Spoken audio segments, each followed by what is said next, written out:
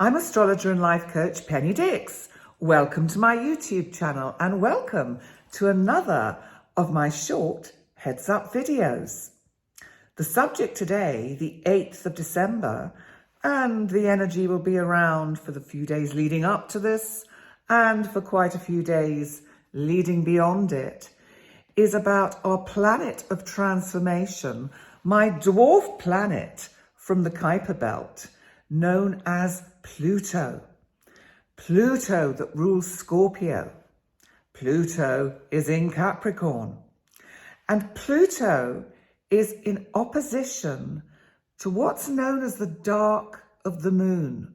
It's a point in space, but it has an astrological and symbolic representation in the form of Lilith. Now, who was Lilith? Because this dark of the moon, Lilith symbolism, is currently in the sign of Cancer.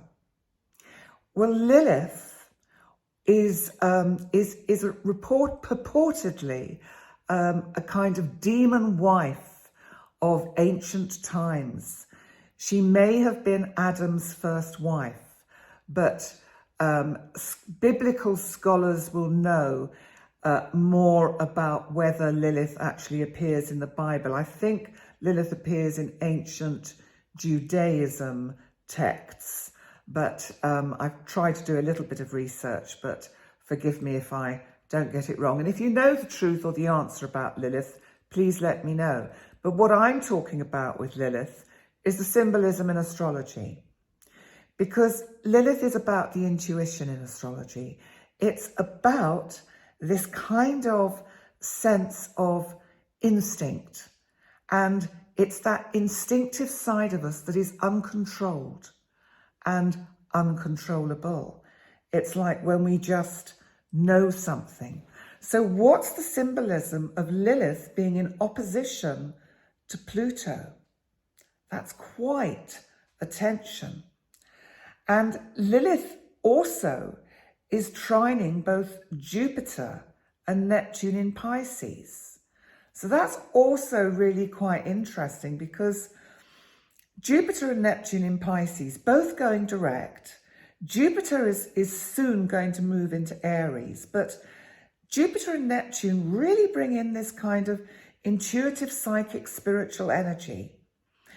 Lilith kind of, by this trine, which is a nice aspect, is really opening up all of our internal kind of channels, if you like, to really sense,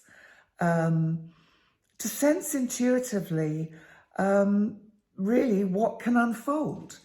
Excuse me. Lilith is in Cancer. Cancer is about the home and the family.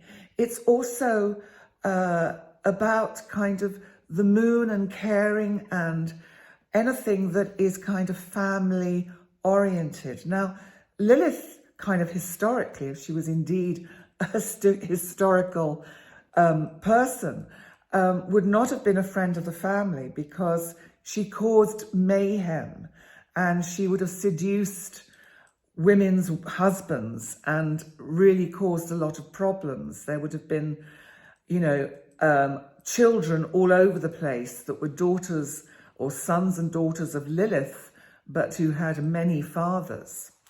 So Pluto in Capricorn. Capricorn is about structure. We've had Pluto in Capricorn since 2008. I just want to say quickly, because really, I really don't mind being corrected, because in one of my recent videos, I mentioned that Pluto had been in Capricorn for 20 long years. Well, it hasn't, and I know that was a slight exaggeration, and I should have checked my facts, but I didn't. But I'm human.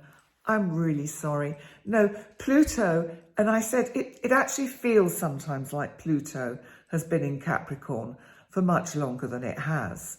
And Pluto, in fact, won't really fully move into Aquarius until 2024. So we've still got a way to go with Pluto's energy in Capricorn. as I said, Capricorn is about structure.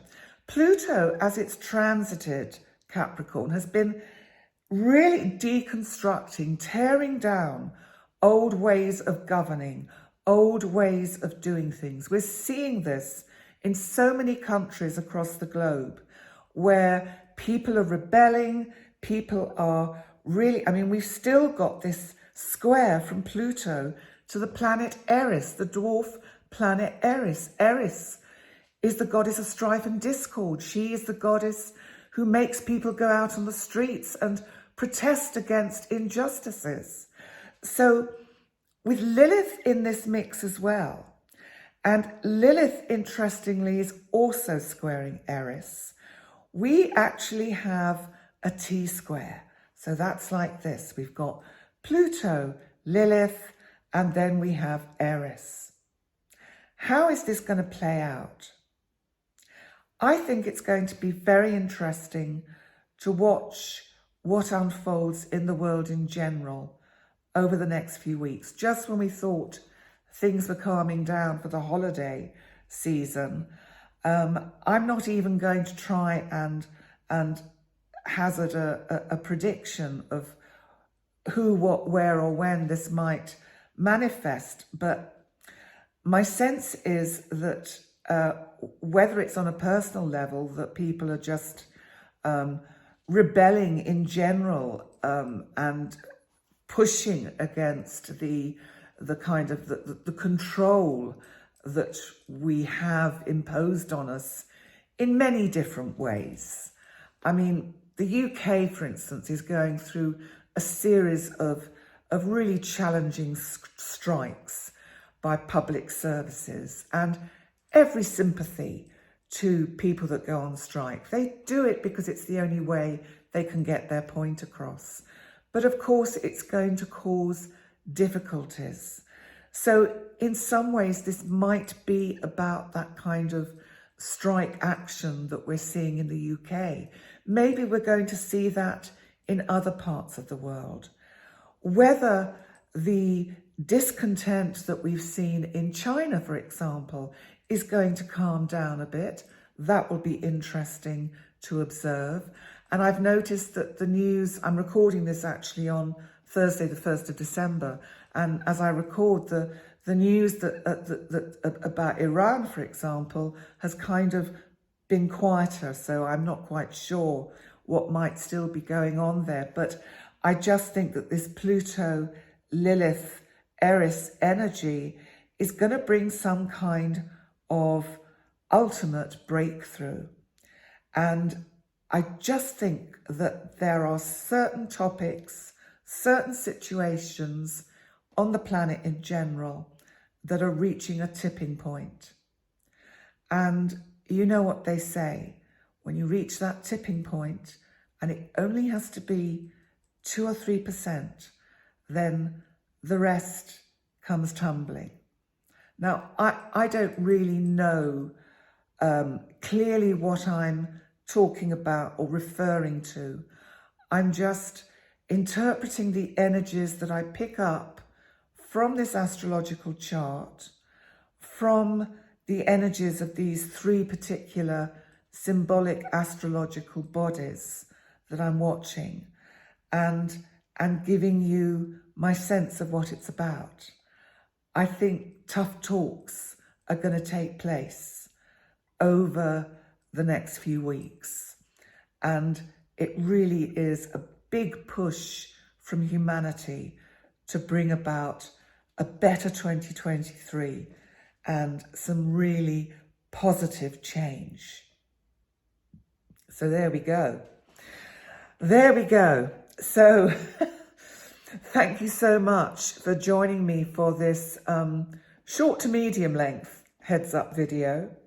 Please remember to like, comment and subscribe. And I look forward to seeing you next time. Bye for now.